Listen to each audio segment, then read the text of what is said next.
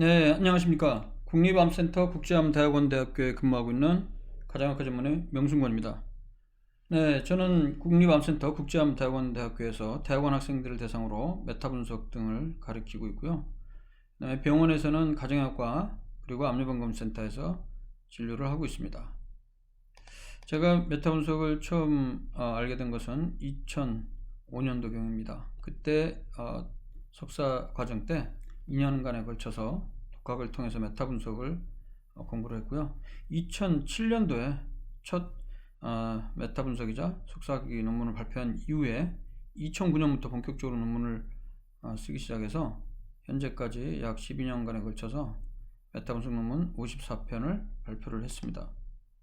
그 54편의 주제를 보면 주제는 상당히 다양합니다. 주로 암과 관련한 그런 내용도 많고요.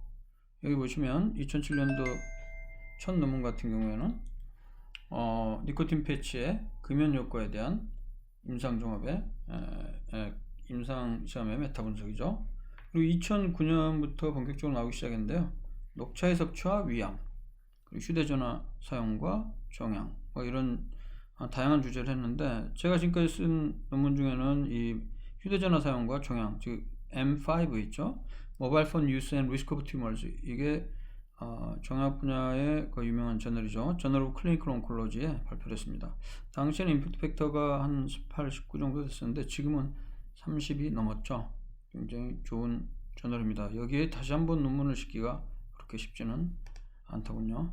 그리고 2010년에도 4편을 냈었고요. 2011년에도 한 9편의 논문을 냈는데 그 주제는 상당히 다양합니다. 비타민과 암, 그리고 아스피린과 폐암의 관련성도 있고요. 2012년에도 4편, 그리고 2013년도에 M24, 여기 이제 브리티시 메디컬 저널에 발표한 내용인데요. 비타민이나 항산화 보충제가 심혈관 질환 예방에 도움이 된다는 것과 부족하다는 메타 분석을 냈었죠. 그 뒤로도 2014년, 15년 계속 논문을 발표를 했었고요. 가장 최근까지 2020년도에도 약 4편의 논문을 발표를 했습니다. 그리고 지금 현재 리뷰 중인 메타 분석 논문이 한 5-6편 이상 되긴 하는데, 그 중에 하나가 유방암과 관련된 거는 나이트 시프트 워크, 그러니까 교대 근무와 유방암의 위험성에 대한 관찰 연구의 메타 분석입니다. 그 결과를 보면 전체적으로 종합했을 때는 그 나이트 시프트 워크가 브레스트 캔서 리스크를 약간 높이는 거로 나옵니다. 하지만 연구 디자인별로 봤을 때 환자 대조군 연구는 확실히 효과를 그 위험성을 높이는 거로 나오지만, 그보다 근거 수준이 높은 코호트 연구에서는 유효한 위험성이 나타나지 않았습니다. 그래서 일반적으로 그 근거 수준이 높은 코호트 연구의 결과를 보다 더 신뢰할 수 있기 때문에 그 최종 결론은 현재로서는 나이트 시프트 워크가 브레스트 캔서 리스크를 높이는지에 대해서는 아직까지 근거가 부족하다, 이렇게 결론을 냈었죠. 참고로 그 SCI에 대해서 말씀 간단하게 드릴게요. 요즘은 SCI-E라고 하죠. 이전에는 SCI Science Citation Index와 SCI-E 확장판 SCI Expanded 버전인 SCI-E가 있었는데, 2020년 6월 기준으로 해서 이 두 가지가 같이 합쳐졌습니다. SCI-E라고 보통 얘기를 합니다. SCI-E 저널이란 거는 전 세계적으로 과학 그리고 의학 분야에, 생학 분야에 아주 저명한 학술지들이 약 9,000개 정도가 있습니다. 이런 엄격한 심사를 통해서 SCI-E에 등재가 되는데요. 거기에서 이제 그 저널마다 어느 정도 퀄리티가 높으냐를 평가할 때 임팩트 팩터를 우리가 많이 사용을 합니다. IF, 영향력 지수라고 번역을 보통 하죠. 영향력 지수의 개념은, 이 계산은 밑에 나와 있는 대로 해마다 발표가 되는데, 주어진 해를 기준으로 했을 때 그 직전 2년 동안, two preceding years, 2년 동안 해당 저널에 발표된 모든 citable item, 주로 이제 오리지널 아리클 그리고 리뷰 아리클 등을 총합을 분모에다 놓고, 그런 논문들이 당해년도 1년 동안 얼마나 다른 학술지, 다른 논문에 의해서 인용이 되느냐, 평균적인 인용 횟수를 얘기를 하는 거죠. 그래서 가장 최신 2019년 SCI 임팩트 팩터를 보면 웹 오브 사이언스 홈페이지에 보면 9천여 개 저널 중에 캔서 저널 포 클리니션즈라는 종합 저널이 292로 가장 높고요. 2위는 NEJM, 뉴 잉글랜드 저널 오브 메디슨의 74, 그리고 란셋 60. 주로 이제 네이처 자매지들이 상당히 높은 임팩트 팩터를 보유하고 있고, 네이처 사이언스 같은 경우에도 15, 26인데 42, 41로 상당히 높습니다. 셀지도 38 정도 되고요. 제가 발표했던 메타 분석 가장 임팩트 팩터가 높은 게 바로 이제 JCO라고 그랬죠. 저널 오브 클리니컬 온콜로지는 32.9로 상당히 많이 높습니다. 그리고 BMJ 같은 경우에도 30 정도를 보이고 있네요. 그래서 여기 보시면 JCO 같은 경우에 32.96의 임팩트 팩터가 나오게 된 계산 공식이 여기에 나와 있습니다. 2019년도 당해년도라면 그 직전 2년은 2017년과 2018년에 발표된 오리지널 아티클 등을 중심으로 한 사이터블 아이템의 숫자를 전부 다 더해서 분자에다가는 그 논문들이 2019년 1년 동안 몇 번이나 참고문으로 인용이 되느냐, 그렇게 계산하니까 32.9가 나왔다는 것이죠. 자, 그럼 본격적으로 메타 분석에 대해서 말씀드리겠습니다. 메타 분석을 이해하기 위해서는 일단 기본적인 이 지식이 좀 필요한데요. 의학 분야에 있어서 그 임상 연구 설계 디자인의 주요 종류와 그것들의 설득력, 그리고 근거 수준이 어떤가, 이게 표로 나와 있습니다. 대표적으로 그 사람을 대상으로 한 임상 연구라고 했을 때는 가장 대표적인 게 환자 증례 보고, 한 환자에 대한 보고가 있죠. 그게 케이스 리포트고, 여러 명의 환자를 모아서 보고하는 걸 바로 케이스 시리즈 스터디라고 합니다. 그리고 역학 분야에서 가장 많이 사용되는 방법론 중에 하나가 이제 한 세 가지가 있는데요. 크로스 섹셔널 스터디, 즉 단면 연구가 있고, 환자 대조군 연구, 케이스 컨트롤 스터디, 그리고 코호트 스터디, 이렇게 있습니다.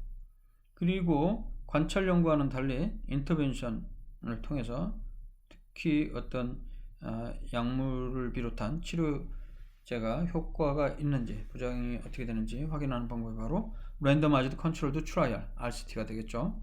이게 대표적으로 6개의 연구 디자인들이 있는데, 앞에 5개는 옵저베이셔널 스터디, 관찰 연구겠고, 랜더마이즈드 컨트롤 트라이얼 같은 경우는 RCT, 즉 익스페리먼털 스터디, 실험 연구가 되겠습니다.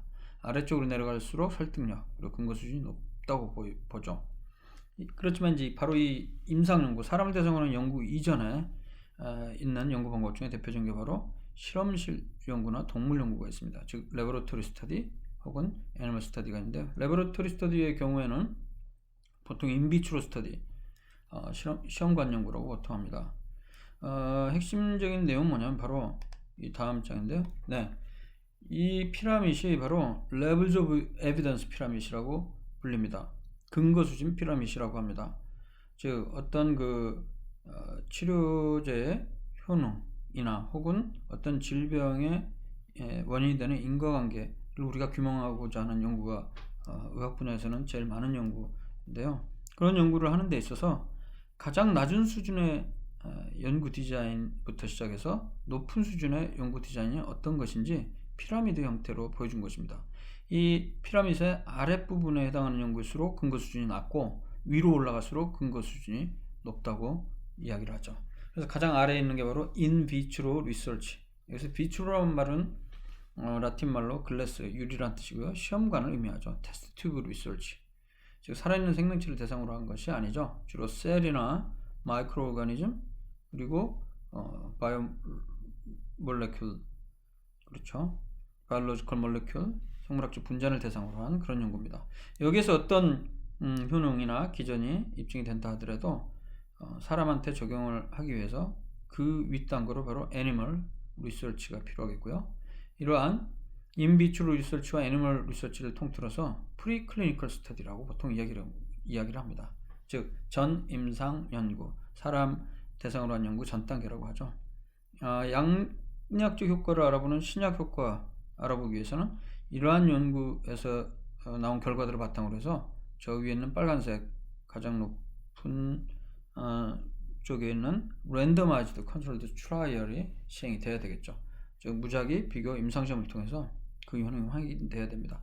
근데 문제는 현실적으로는 개별 임상시험에서 A에서 효과가 있다고 나올지라도 B라는 효과에서는 효과가 나타나지 않을 수도 있습니다. 이런 경우에는 같은 주제로 수행된 개별 임상시험 연구들을 다 종합해서 통계적으로 파워를 높여서 그 근거를 제시하는 방법이 바로 메타 분석이 되겠습니다. 그래서 일반적으로 체계적 문헌 고찰과 메타 분석 같은 경우가 가장 높은 수준의 근거 수준을 보이고, 그 아래로 바로 관찰 연구들인 코호트 연구, 환자 대조군 연구, 환자군 연구, 환자 증례 보고 등이 있고요. 그 아래 단계로 바로 전임상 연구가 있겠습니다.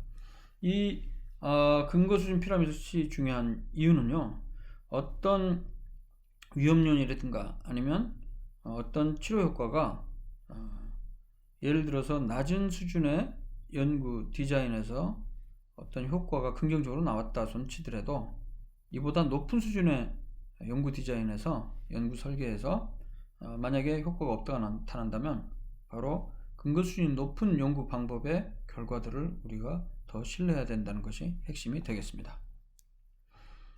그리고 메타 분석을 이해하기 위해서 또 하나 기본적으로 알고 계셔야 될 게 오즈 레이셔, 렐러티브 리스크, 90% 신뢰 구간, p-value의 의미입니다. 이러한 내용들은 어느 정도 다 알고 계시기 때문에 자세하게 얘기하진 않고요. 간단하게 정리를 해보도록 하겠습니다. 보통 이분 변수, 다이코토머스 베리어블, 그러니까 위험 요인의 유무, 그리고 질병의 유무, 아니면 이제 임상시험 같은 경우는 인터벤션 유무에 따라서 결과 변수가 어떻게 나오는지 이분법적인 그러한 변수 같은 경우에는 이렇게 2x2 테이블을 그릴 수가 있겠죠. 열에는 익스포저 포지티브와 네거티브가 있고요. 그 다음에 행에는 질병의 유무가 있는데, 이 숫자들을 A, B, C, D라고 했을 때 오즈 레이셔는 분모에 D분의 C가 들어가고 분자에 B분의 A가 들어가는데, 이 값을 바로 오즈 레이셔라고 합니다. 대응비, 교차비라고 하죠. 보통 케이스 컨트롤 스터디 연구 방법을 요약할 때 쓰이는 것이고요. 코호트 스터디라든가 RCT, 랜덤마이즈 컨트롤 트라이얼 같은 경우는 보통 렐러티브 리스크를 사용을 하게 됩니다. 상대 위험도라고 합니다. 상대 위험도는 익스포저가 없는 그룹 전체 B 플러스 D 명 중에 아웃컴의 숫자가 B가 발생을 했으면 그것을 바로 분모에다 놓고요. 분자에다가는 익스포저가 있는 모든 사람들 A 플러스 C 명 중에 실제 디지즈 발생한 사람 A를 분자에다 넣어서 그 B를 본 것이 바로 상대 위험도가 되겠습니다. 그래서 OR이나 RR 값이 1보다 큰 경우에는 위험 요인이 없는 경우에 비해서 있는 경우가 그 질병의 위험성을 높인다 라고 해석을 하고요. 만약에 1보다 낮은 경우에는 오히려 위험성을 낮추기 때문에 예방 효과가 있다, 이렇게 해석을 합니다. 그리고 이제 좀 암과 같이 빈도가 좀 적은 질환들 같은 경우에는 여기 보면 A 플러스 C에서 질병 발생 A보다 실제 C가 상당히 크기 때문에 A 플러스 C분의 A 자체는 그냥 C분의 A로 간주를 할 수 있기 때문에 결론적으로 OR과 RR이 같게 나올 수가 있기 때문에 일반적으로 비슷하게 또 사용하기도 합니다. 핵심적인 내용은 OR이 크거나 작다 하더라도 그 뒤에 95% 신뢰 구간 범위 안에 1이 포함되어 있으면 통계적으로 유의성이 없다고 판단하고요. 1이 포함되지 않고 0과 1 사이거나 1보다 다 큰 경우에는 통계적으로 유의하다, 이렇게 해석을 합니다. 영어로는 statistically significant 하다고 얘기를 하죠. 이것은 p-value와 같은 의미라고 보시면 되겠습니다. 그래서 예제를 들면요, 이를테면 음식으로 과일이나 채소 같은 거를 섭취를 했을 때 이 안에 각종 항산화제와 비타민이 풍부하기 때문에 암이나 심혈관 질환 예방 효과가 있어서 결국은 모탈리티, 사망률을 떨어뜨린다는 역학 연구들을 종합한 메타 분석도 이미 나와 있어서 그건 잘 알려져 있죠. 근데 과연 이 항산화제나 비타민 등의 성분을 서플리먼트 형태로, 음식이 아닌 보충제 형태로 복용을 했을 때는 과연 똑같은 효과가 나오냐, 즉 사망률을 줄일 수 있느냐에 대한 임상시험이 여러 편이 나왔지만 그 결과 연구마다 다르게 나왔다는 것이죠. 2002년도 연구 보면 엔티옥시던트 그룹에서는 212명 중에 16명이 사망했고요. 컨트롤 그룹, 즉 플러시보 그룹에서는 211명 중에 6명이 사망해서 렐러티브 리스크를 구하게 되면 2.65가 나오고 95% 신뢰 구간은 1.06에서 6.0으로 오히려 해롭다는 결과를 나타냈습니다. 하지만 비슷한 시기에 사사즈키라는 저자들의 임상시험에서는 반대로 상대 위험도가 0.33으로 99% 신뢰 구간도 1 이하로 나와서 다 오히려 사망률이 낮았다는 연구가 있죠. 그래서 연구마다 이렇게 같은 주제로 이루어진 연구마다 결과가 다른 경우는 어떻게 되느냐? 바로 메타 분석을 하면 된다는 것입니다. 그래서 2007년도에 The Journal of the American Medical Association 미국 의학협회제 젤라코비치 등이 메타 분석을 발표를 했습니다.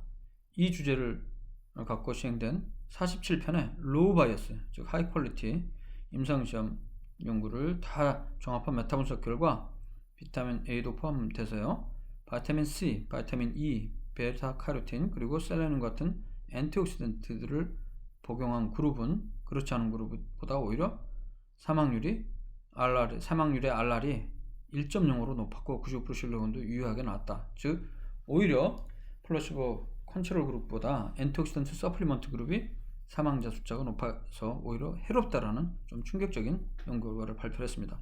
저도 사실은 이 메타 분석 논문을 접하고 나서 그 뒤로 지금까지 바이타민 혹은 엔티옥시던트 그리고 여러 가지 건강기능식품이 과연 암 포함해서 여러 가지 질병에 도움이 되는지 메타 분석을 여러 편 발표를 했고요. 그 결과는 최근 10여 년 동안의 연구 결과는 메타 분석을 봤을 때 오히려 효과가 없거나 오히려 해롭다는 결과가 나오기 때문에 권장할 수 없다는 결론을 내려서 저는 강력하게 아주 빈번하게 대중매체를 통해서도 그러한 얘기를 전달을 하고 있습니다. 그러니까 비타민이나 건강기능식품과 같은 이런 것들이 우리가 기존에 알아왔던 지식에서는 효과가 있을 것이라고 생각했지만 실제 사람을 대상으로 임상시험과 이들을 종합한 메타 분석에서는 효과가 없는 것으로 나오기 때문에 이런데 비용을 낭비하지 않아야 된다는 것이 또 프랙티스 측면에서 의미가 있는 것이라고 생각합니다. 그래서 이런 연구 결과를 종합한 게 바로 이 포리스트 플롯이라고 합니다. 지금 보면 47편의 논문을 왼쪽 컬럼에 보면 제일 저자 이름과 출판된 연도를 이렇게 나열을 했고요. 인터벤션, 엔티옥시던트 그룹과 컨트롤 그룹의 사망 숫자, 이것을 바로 렐러티브 리스크로 숫자로 표현해 줬고, 각 그 개별 상대 위험도와 95% 신뢰 구간을 포리스트 플롯, 숲도표로 표현해 준 것이 바로 주요 연구 결과 방법이 되겠습니다. 이걸 바로 이 도표를 포리스트 플롯, 보면 나무가 빽빽히 늘어진 것이 숲처럼 보인다고 해서 포리스트 플롯이라고 합니다. 그래서 저는 이제 한글로 숲도표라고 번역을 해봤는데요. 여기서 보시면 개별 연구마다 RR 값은 까만 네모로 표시가 됩니다. 여기 미들라인 가운데서는 바로 X축에서 RR 값 1.0 Null Association, 관련성이 없는 그런 1.0을 나타내고요. 이걸 중심으로 해서 왼쪽 편은 0에서 1 사이, 오른쪽 편은 1에서 무한대 사이로 돼서 왼쪽 편 같은 경우는 네거티브 어소시에이션, 1.0 이상인 오른쪽인 경우는 파지티브 어소시에이션을 나타내겠죠. 그래서 개별 연구마다 어떤 사각형은 왼쪽에 있기도 하고 오른쪽에 있기도 한 모습을 보여주고 있고요. 그 다음에 개별 연구마다 이 라인, 선분이 있죠. 이 선분이 보면 어떤 건 길고 어떤 건 짧은데 이게 바로 해당 연구 임상시험의 95% 신뢰 구간의 범위를 나타내 주고 있습니다. 일반적으로 선분이 긴 것은 95% 신뢰 구간이 길다는 건데요. 95% 신뢰 구간 구하는 공식 자체가 평균 플러스 마이너스 1.96 곱하기 스탠다드 에러가 되기 때문에 표준 오차라는 게 표준 편차를 연구 대상자 숫자의 제곱근으로 나눈 값이기 때문에 샘플 사이즈 n, 연구 대상자 숫자가 커지면 커질수록 분모가 커지기 때문에 결국에 95% 신뢰 구간은 짧아지게 되겠습니다. 그래서 여기서 보면 그 선분이 짧은 것들은 바로 샘플 사이즈가 상당히 큰 연구들이다 라고 일단 추정을 할 수 있습니다. 어쨌든 이런 개별 연구 결과들의 RR 값을 평균적으로 종합을 했을 때 맨 마지막에 이 아래 동그라미 쳤는데요. 이게 이제 표로는 다이아몬드로 표시가 됩니다. 그래서 이것의 종합적인, 어떻게 보면 평균적인 RR 값과 90% 신뢰군이 어떻게 되는지 표현해 주는 것, 이것이 바로 메타 분석의 목표가 되겠습니다. 자, 그러면 메타 분석이란 게 무엇인가? 메타 분석은 초월한다는 말을 갖고 있습니다. 메타가 여기 영어로 정의된 거 보면 같은 주제에 대해서 유사한 연구 디자인으로 이루어진 여러 가지 연구 결과들을 컴바이닝, 종합하는 방법입니다. 한마디로 개별 연구 결과를 다 더해서 평균적으로 어떤 효과가 나타나는지 보는 거죠.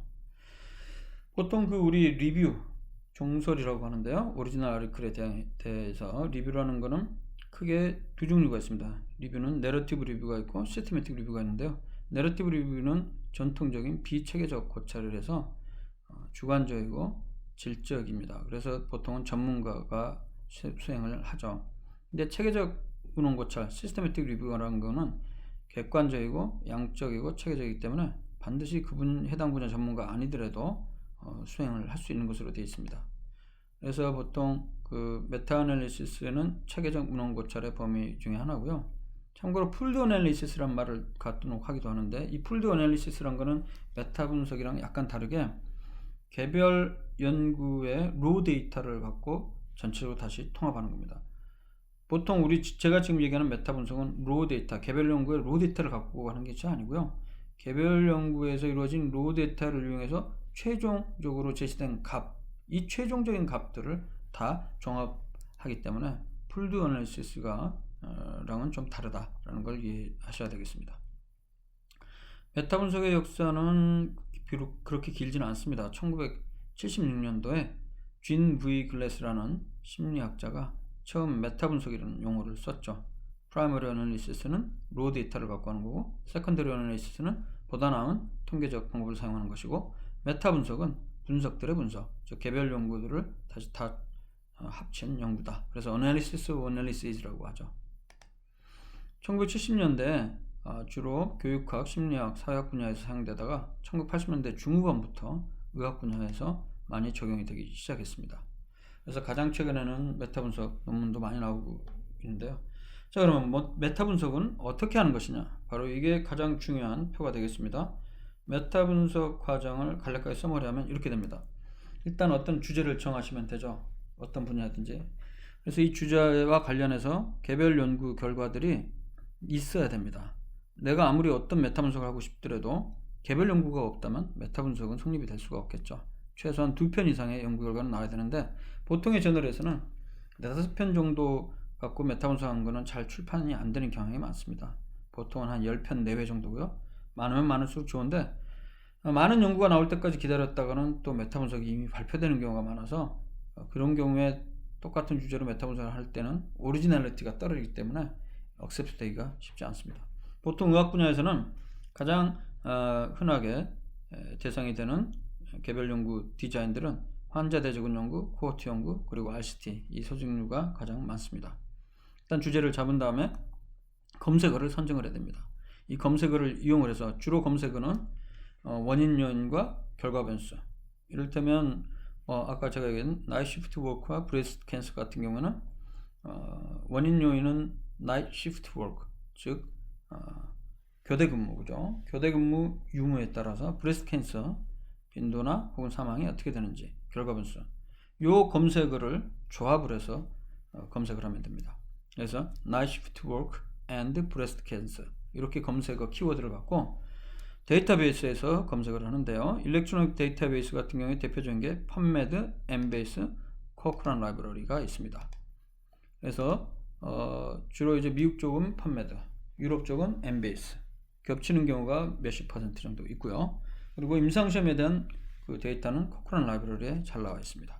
키워드를 이용을 해서 각 데이터베이스 논문을 다 수백 편 검색을 해 놓은 다음에 합친 다음에 1차, 2차 과정을 통해서 1차 때는 초록만을 갖고 예를 들어서 500편 중에 한 100편 정도만 걸러내고요. 그 다음에 100편 정도 애매한 것까지 포함해서 그 100편 정도면 혹은 50편 정도에 대해서 해당 저널 홈페이지 가서 PDF를 다운로드 받아서 좀 더 자세하게 읽어본 다음에 최종적으로 내 메타 분석 주제에 포함될 수 있는지 결정을 한 다음에 최종적으로 논문을 선택하면 되겠습니다. 그리고 이제 논문의 질평가도 요즘은 중요한데요. RCT는 자다드 스케일 같은 경우를 사용하고요. 요즘은 코크란 리스크 오브 바이어스라는 것을 많이 사용합니다. 그리고 환자 대조군 연구나 코호트 연구 같은 경우와 같은 넌 RCT 같은 경우는 뉴캐슬 오타와 스케일이라는 것을 저는 많이 사용해 왔습니다. 그리고 나서 개별 연구 로부터 주요 데이터를 뽑아낸 다음에 엑셀 파일에 정리를 한 다음에 그 내용을 소프트웨어 패키지, 저는 이제 스타타를 주로 사용하는데요. 스타타를 이용해서 포레스트 플러스를 명령어를 이용해서 만들어내면 바로 기본적인 분석이 끝나게 되고, 이걸 이용해서 논문을 쓰면 메타 분석이 완성이 되겠습니다. 그래서 스타타 같은 경우는 통계 분석을 위해서, 크게 RCT 같은 경우는 기본적으로 랜더마이즈드 컨트롤 트라이얼이기 때문에 두 그룹을 나눌 때 공평하게 나눴다고 가정을 하기 때문에 따로 어저스트먼트를 일반적으로 안 합니다. 그래서 2x2 테이블에서 각 셀에 4개 들어가 있는 숫자들을 끄집어내서 시행하면 되죠. 이를테면 인터벤션 그룹 몇 명 중에 몇 명이 결과가 발생을 했다. 그리고 컨트롤 그룹이 몇 명 중에 몇 명이 발생을 했다. 이 네 가지 숫자만을 뽑아서 엑셀 파일에 정리를 하면 되겠습니다. 반면에 케이스 컨트롤 스터디와 코호트 스터디 같은 경우에는 관찰 연구이기 때문에 어떤 그 위험 요인 유무가 자신의 어떤 선택에 의해서도 여러 가지 요인에 의해서도 결정될 수 있기 때문에 어저스트먼트를 결국에 해줘야 됩니다. 그래서 2x2 테이블에 있는 값이 아니고 어저스티드 된 OR이나 RR 그리고 구조프 신뢰관의 로우 리밋과 어퍼 리밋 총 3가지 숫자를 뽑아내서 분석을 하게 되겠습니다. 보통 모델에는 픽스드 이펙트 모델과 랜덤 이펙트 모델이라는 게 있는데요. 같은 데이터를 갖고도 고정 효과 모형 픽스드 이펙트 모델로 사용한 것과 랜덤 이펙트 모델, 즉 랜덤 효과 모형을 사용한 값이 약간 차이가 날 수가 있습니다. 참고로 스타타 같은 경우는 수십만원, 아마 하나씩 구매를 하려면 100만원 이상 되는 걸로 알고 있는데, 여러 명 단체로 구입을 해서 몇십 개씩 구입을 하면 몇십만원으로 비용이 저렴하게 떨어지는 것으로 알고 있습니다. 이거 말고 무료 소프트웨어가 있습니다. RevMan5라고 있는데요. 구글에서 REV, Review, MAN, 매니저의 약자죠. 그래서 RevMan5를 검색을 해서 그걸 다운로드 받아서 설치하신 다음에 거기 그 매뉴얼도 있기 때문에 아주 쉽게 거기를 따라하게 되면 포레스트 플러스를 그릴 수 있고 메타 분석 논문을 쓸 수가 있습니다. 메타 분석의 터미널로지 보겠습니다. 테스트 포 헤테로제니티, 이거는 바로 이질성 검증이 되겠습니다. 옛날에는 커크런스 Q란 값을 많이 사용했는데 지금은 히긴스 I2를 제시를 합니다. 모델은 아까 얘기해 픽스드 이펙트 모델과 랜덤 이펙트 모델이 있다고 그랬죠. 그리고 중요한 게 효과 크기, 이펙트 사이즈라는 게 OR과 RR과 같은 이분 변수가 있고요. 그 다음에 연속 변수의 경우에는 SMD, Standardized Mean Difference와 90% 신뢰감, 그리고 WMD, Weighted Mean Difference가 있습니다. 보통 개별 연구 결과의 효과 크기를 다 종합한 거를 Overall Effect Size라고 하는데요. 같은 말로 Pooled Effect Size, Summary Effect Size, Common Effect Size라고 합니다. 포레스트 플러스에 대한 이해가 필요하고요. 그리고 이제 퍼블리케이션 바이어스라는 개념이 있습니다. 출판 편향, 출판 빗돌림이라고도 하는데요.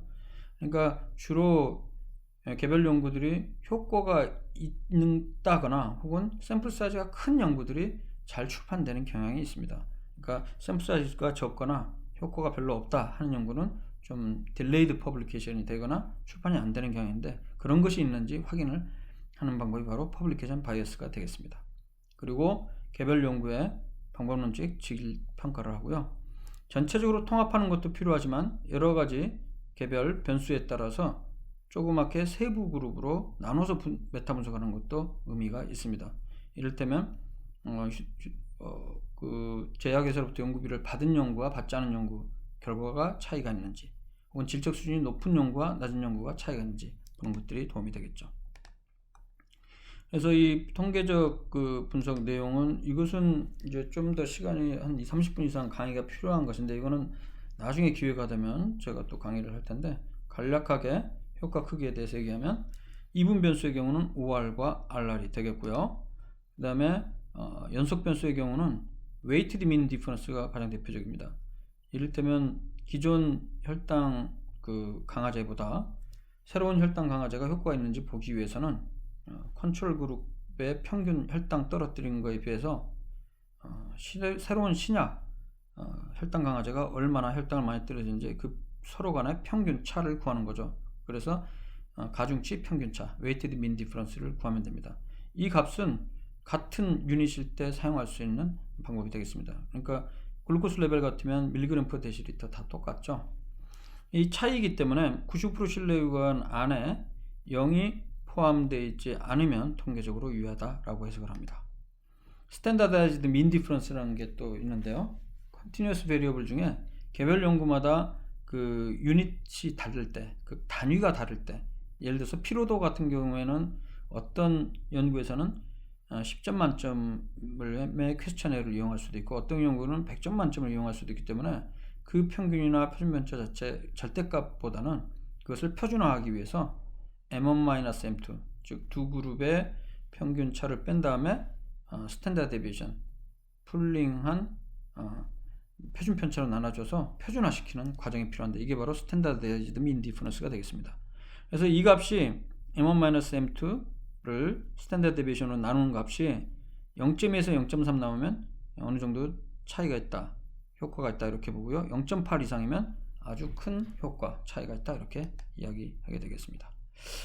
이질성 검정은 일단 이 부분은 자세한 건 넘어가고요. 핵심적인 거는 이질성이라는 거는 결론적으로 내가 그 선택한 10편이면 10편의 논문들이 이펙트 사이즈 즉 OR이나 RR 값들이 들쭉날쭉하느냐 아니면 비슷하냐 그걸 보는 겁니다. 만약에 들쭉날쭉하다 보면 이질성이 높다라고 해석을 하는 것이죠. 최근에는 히긴스 아이스퀘어 값을 사용을 하고요. 50%를 기준으로 해서 50%보다 높으면 이질성이 높다, 50%보다 낮으면 이질성이 적다라고 판단을 합니다. 과거에는 이질성을 기준으로 해서 고정효과 모형을 할 것인가 그 다음에 랜덤 효과 모형을 할 것인가 판단했는데 이제는 그렇게 하지 않고요. 대개의 경우는 개별 연구들이 다른 집단에서 기인하기 때문에 랜덤 효과 모형을 사용하는 것을 추천합니다.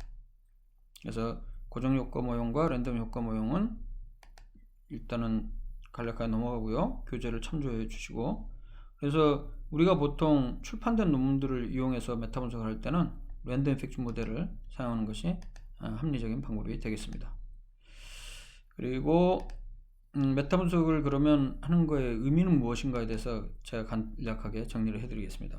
예를 들어서 이 샘플에서 1, 2, 5이라는 값을 평균을 낸다고 했을 때는 다 더한 다음에 4로 나눠주면 되겠죠. 그게 바로 2.5가 되고요. 근데 그 해당 값들이 각각 하나씩이 아니고 어떤 건 100개, 100개, 300개, 200개, 100개 이 넘버가 다르다. 프리퀀시가 다르다면 빈도가 다르다면 그 값에 빈도를 곱해준 걸 다 더해주고 빈도를 다 더한 값으로 나눠주는 값, 이게 바로 3.33이 평균이 되겠죠. 그래서 이 해당 값이 1, 2, 5, 2가 5R이라고 가정을 했을 때는 개별 연구의 값이 1, 2, 5, 2로 달랐을 때는 그 개별 연구에다가 가중치를 곱해준 다음에 다 더하고 나서 그 다음에 가중치를 다 더한 걸로 나눠주면 바로 이 값이 바로 평균적인 값이 된다라고 이해하시면 되겠습니다. 그래서 이 가중치는 보통 샘플 사이즈가 크면 클수록 많은 가중치를 주는 거고요. 실제 가중치를 곱하는 것은 아니고 분산분의 1, 역분산이 결국에 샘플 사이즈와 비례하기 때문에 그것을 곱해주고 있습니다. 이러한 그 자세한 내용은 우리가 모르더라도 통계 패키지가 알아서 계산을 해주기 때문에 그 개념 정도만 알고 있으면 되겠습니다. 그래서 해석을 할 때 포레스트 플롯은 여기 보시는 대로 이분 변수의 경우는 예를 들어서 스터디 A, B, C가 있을 때 이 각각 개별 상대 위험도가 0.5, 0.8, 3.0의 평균값이 이 아래 다이아몬드로 0.87이 나온 거고요. 이것의 세 개의 개별 연구의 통합인 90% 신뢰감 범위가 이렇게 나와 있습니다. 여기서 보시다시피 0.41부터 1.87로 되어 있기 때문에 이 90% 신뢰감에 1이 포함하기 때문에 이 메타 분석 결과는 통계적 유의성은 없다라고 결론되겠죠. 반면에 이제 그 weighted mean difference, continuous variable 즉 연속 변수의 경우에는 각 개별 인터벤션 그룹과 컨트롤 그룹에서 샘플 사이즈 n 그리고 평균, mean, 스탠다드 데비에이션 이 세 가지 각 그룹에서 세 가지 값을 뽑아내서 총 6개의 변수를 이용해서 mean difference와 90% 신뢰 구간을 구하고요. 그걸 다 평균적으로 종합을 했을 때 마이너스 0.85요. 그리고 90% 신뢰 구간은 마이너스 1.64에서 마이너스 0.0으로 0보다 아래쪽에 한쪽에 있기 때문에 통계적으로 유효하다. 이렇게 해석을 하면 되겠습니다.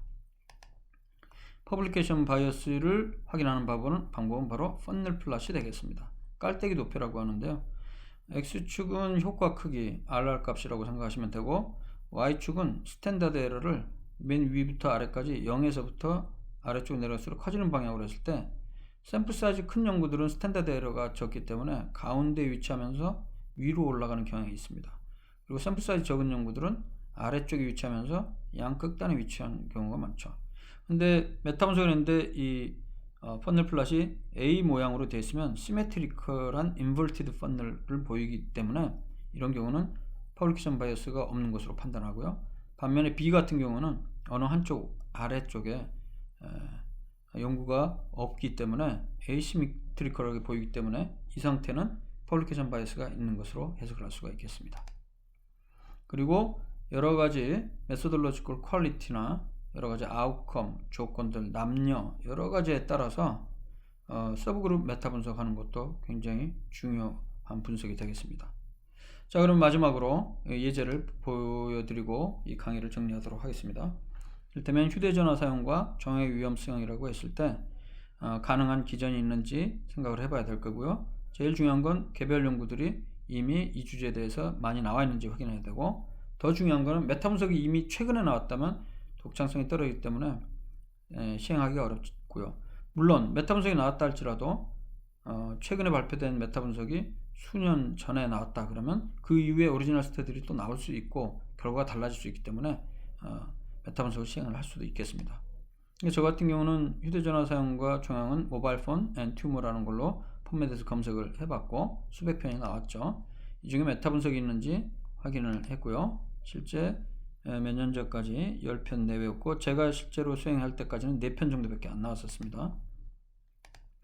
그래서 그 다음에 이제 검색을 위해서는 키워드를 조합을 해야죠. 모바일폰, or 셀룰러폰, or 코드리스폰. 그러니까 유효들을 or로 연결해서 괄호를 이용하고요. 그 다음에 결과 변수 같은 경우도 유효들을 이용해서 or, 그 다음에 괄호를 이용해서 그 다음에 and로 같이 연결을 시켜주면 되겠습니다. 가능하면 mesh, medical subject headings라는 의학 주제어로 이용을 해야 되지만은 보통 많이 쓰는 키워드를 같이 합쳐서 사용하는 것이 도움이 되겠습니다. 그래서 결론적으로 이 검색어를 사용을 해서 펀메드에서 검색을 하고 이 앱스트랙트들을 텍스트 파일로 저장을 하고요.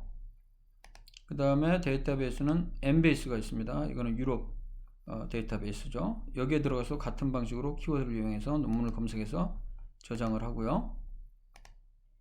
여기서는 RIS 포맷의 파일로 저장이 됩니다. 코크란 라이브러리에서도 해야죠. 여기 보면 로고가 바로 포리스트 플롯 모양이죠. 여기서도 해당 논문들을 저장을 한 다음에 이제 엔드노트를 활용을 해서 하시면 되겠습니다.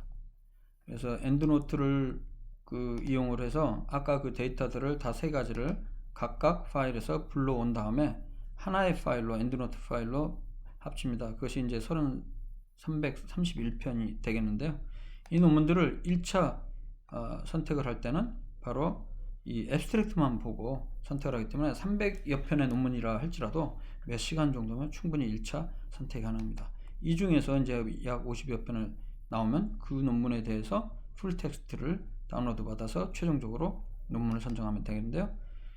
실제로 제가 2008년도에 1차 선택에서 43편의 논문을 선택을 했고요. 그 논문들 중에 최종적으로 23편의 환자 대조군 연구를 선택을 했습니다. 그래서 개별 연구, 이게 환자 대조군 연구이기 때문에 여기 변수명을 OR로 둔 것은 어주레이죠. 그 다음에 LL은 구족부 신뢰구간의 로우 리밋, UL은 어퍼 리밋. 이렇게 해서 이 세 가지 숫자만 뽑아내면 됩니다.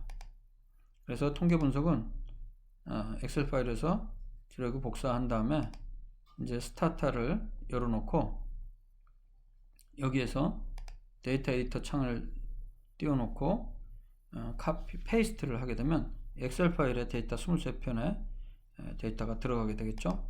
그럼 미리 만들어 놓은 커맨드가 있습니다. 이 명령어는 저랑 작업을 하게 되면 제가 이제 제공을 해드리죠. 이 커맨드를 이용해서 커맨드 창에 붙여넣기를 한 다음에 엔터를 누르면 자동으로 스태타가 분석을 해서 포레스트 플롯을 구현을 하게 됩니다. 그래서 이걸 결과를 보면 0.95가 나왔고 0.90에서 1.00에 90% 신뢰가 나오는데요. 이렇게 되면 약간 보더라인이 되지만 이거는 제가 초창기 했을 때 픽스드 이펙트 모델을 했는데 랜덤 이펙트 모델을 하는 것이 맞습니다. 그래서 랜덤 이펙트 모델로 이 명령에서 랜덤이란 말을 넣고 다시 했는데 그렇게 보니까 OR 값이 0.98 그리고 90% 신뢰권이 0.89에서 1.07로 나오게 되었습니다. 그러니까 통계적 유효성이 없다는 거죠. 그 다음에 개별 연구에 질 평가할 때는 RCT 같은 경우는 자다드 스케일 그리고 최근에는 코크란 리스크 오브 바이어스를 보통 하게 되고요. 관찰 연구 같은 경우에는 뉴캐슬 워터 스케일을 많이 활용을 합니다. 이게 뉴캐슬 워터 스케일의 퀘스천에어가 되겠습니다. 개별 환자 대증 연구와 코호트 연구의 질평가에 사용되는 항목이 되겠습니다. 그리고 분석을 한 다음에 논문을 쓸 때는 메인 파인딩을 항상 이런 식으로 합니다. 피겨 1에는 플로우 다이어그램입니다. 어떻게 해서 논문들을 데이터베이스에서 검색을 해서 어떻게 선택 과정을 거쳐서 어떤 논문들을 버리고 최종적으로 선택했는지 보여줘야죠. 그리고 피겨 2에서는 최종 결과를 이렇게 보여주면 되겠습니다. 포레스트 플롯을 보여주는 거죠. 그리고 피겨 3에서는 보통 퍼널 플롯을 보여주는 거죠. 퍼널 플롯은 퍼블리케이션 바이어스가 있는지 없는지는 뭐 비주얼리 확인할 수도 있지만 P 값이 0.05 이상이 되게 되면 퍼블리케이션 바이어스가 없다라고 해석을 하면 되겠습니다. 그리고 테이블 1은 보통 포함된 논문들의 요약을 테이블 1에 제너럴 캐릭터리스틱스를 정리를 하면 되겠고요. 그리고 테이블 2에서는 퀄리티 평가, 뉴캐슬 워터 스케일을 이용한 평가 결과를 보여주고 있습니다. 테이블 3 같은 경우에는 여러 가지 요인별로 서브그룹 메타 분석한 결과를 보여주고 있고요. 네, 이렇게 해서 그 메타 분석의 기본 개념과 그다음에 실제 하는 과정을 말씀드렸는데 이거를 빨리 한다고 했는데도 약 40분이 조금 넘게 걸렸네요. 네, 나중에 또 기회가 된다면 제가 좀 더 충분한 시간을 갖고 실습과 함께 메타 분석을 어떻게 하는지 좀 알려드리도록 하겠습니다. 자, 오늘 메타 분석으로 하는 연구 방법에 대해서 말씀을 드렸습니다. 지금까지 국립암센터의 명순권이었습니다. 감사합니다.